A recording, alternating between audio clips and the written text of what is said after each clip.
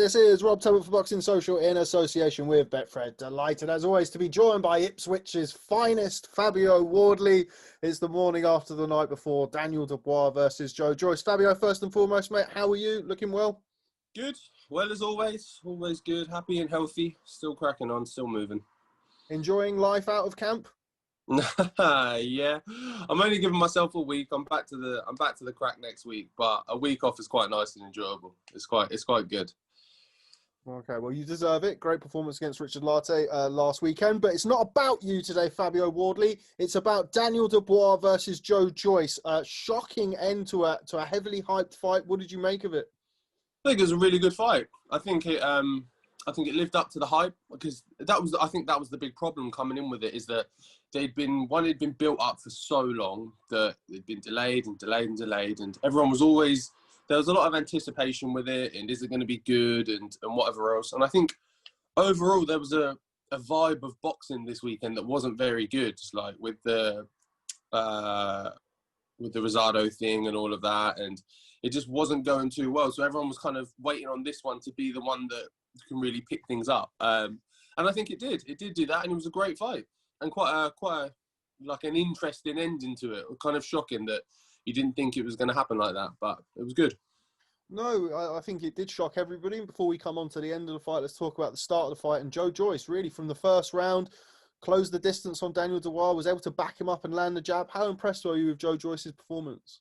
Massively. This is the thing I've said about Joe, is that although he gets a lot of stick, I think, for being very plodding and slow and just not particularly, there's no real speed or anything to his game. And I think a lot of people then underestimate that and think that they can easily get to him. And I think maybe Fraser Clark said something like, he said the Joyce you see on TV and the Joyce you're in the ring with are almost like two completely different people. It's all fun and games being able to see it and think you can do it. But when he's actually there, physically imposing himself, pumping that jab in your face just constantly is very hard to deal with. He's very big, very strong, and proved obviously very effective. And conversely, what about Daniel Dubois? Obviously, this is a massive step up from the likes of Kaitaro Fujimoto, Ebenezer Tete, etc. What did you make of his performance? Obviously, had some success himself in the fight before ultimately, losing.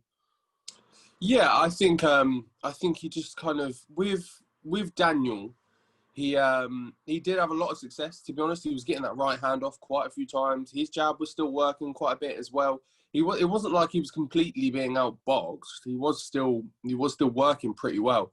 But I think just for so long he'd been so borderline maybe reliant on that big right hand and that working, and when it lands it does a lot of damage. If that one doesn't get you out, then the next one will, kind of thing.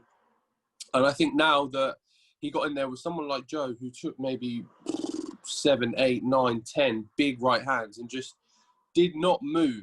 He was unfazed and just kept going forward and carried on with his game. I think that in Daniel's eyes was like, hang on, like, what do I do here? And I think my one criticism of Daniel as well, and for always, and quite early on, has always been that he's quite unimaginative, is that when plan A isn't working, he never strikes me as the guy to come up with a plan B, C, D in the ring on the moment. So yeah, I think that just played a problem with him. Like in the build-up as well, people were saying that his record isn't padded. I wouldn't go as far as saying it's padded, but he's not been put in them situations at a lower level to be able to figure that out. Because then when you get in there with someone like Joe and then questions are posed again, you've kind of gone through that sequence already, you know the answers. But if you just get in there and you've not been in with someone that can take your big right hand and that can just keep moving forward, when that question is posed to you first time around at such a high level with someone like Joe, it can just throw you off your game. What did you make to the end of the fight? Obviously, we saw Daniel Dubois with a swollen eye take a knee. David Hay, Carl Frampton on the BT broadcast weren't shy of saying that he quit. What did you make of the end to the fight? I don't have too much. I don't have too much just like against him for that, really. I think that's a perfectly fine thing to do. I think there's certain areas of your body where you can carry on and certain areas where you don't. And I think if you've got like maybe a bust hand, a bust elbow, your shoulder, whatever, carry on. Like you've seen fighters do it and they can carry on and get through. I think once you start going to your face region, things like your eyes and stuff like that, that's potentially career ending. Like if you break your hand or whatever and you carry on the fight, yeah, okay, you're not doing it any good, but ultimately you can get it fixed, you can come again. But say, we don't know the full depths of obviously what's gone on with his eye, but if it's fractured, like me, I've personally had a fractured eye socket. So I know that pain. I know what it's like. I know the double vision. I know not being able to see and how weird it feels. And it's an uncomfortable situation to be in. And for me, I've done all sorts. I've broken ribs, broken hands, knuckles, whatever else, and that's fine. But the one time I was kind of in my own head a bit was with my eye, because it's just such a touchy area that one wrong move and that's a detached retina, and then your career's over. And it's just not. I think weighing up the pros and cons of it for a fight, he was still in, but he was on the ends of backing of losing. I didn't really think he was ever going to get fully back into it. And he's young; he can just go again. There's no issues with that. There's no problems with going, you know what, today's not my day. Take money, I'll get out. I'll lick my wounds. I'll sort myself out, and I'll go again. There's no. He's 22-ish, 23.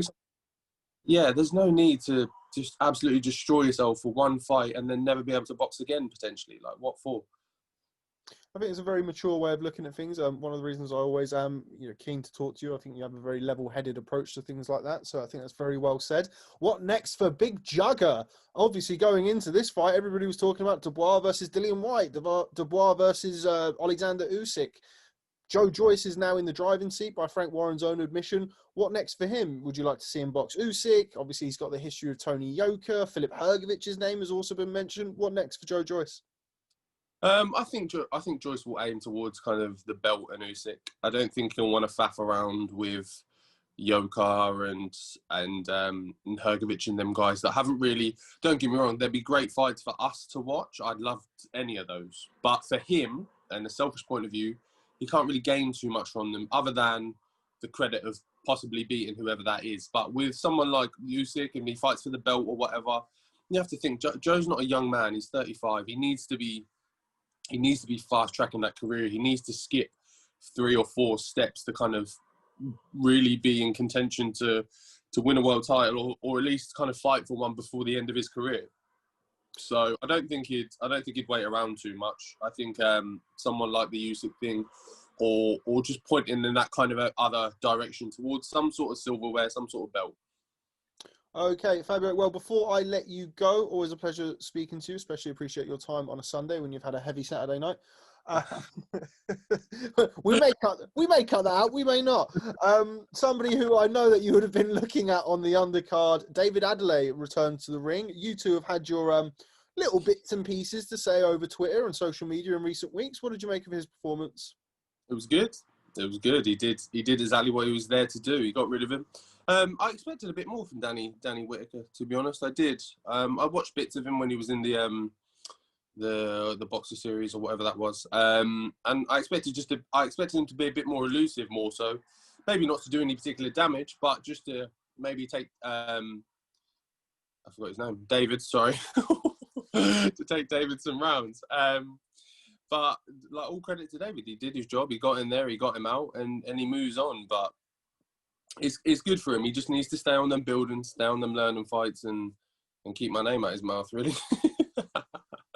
What's going to be the plan for you in 2021? Obviously, impressive performance against Richard Latte. I mean, we would assume the British title is now going to become vacant by Mr. Juggernaut. What's the plan for you? When can we expect to see you back in the ring? You still aiming for the January 30th date? Yeah, definitely out on the 30th of Jan.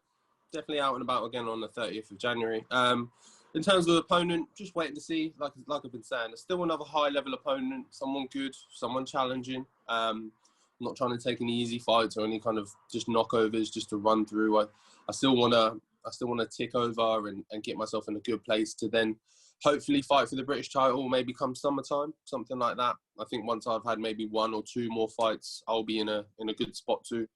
And it obviously looks like the most viable option would be Nathan Gorman, and I feel like he'd probably want another fight or 2 as well. So that should work pretty well. Okay, well, Fabio Wardley, Ipswich's finest. Always a pleasure catching up with you. Thanks very much for speaking to Boxing Social, and I will catch up with you soon. Later. Cheers, mate. Thank you. Sports.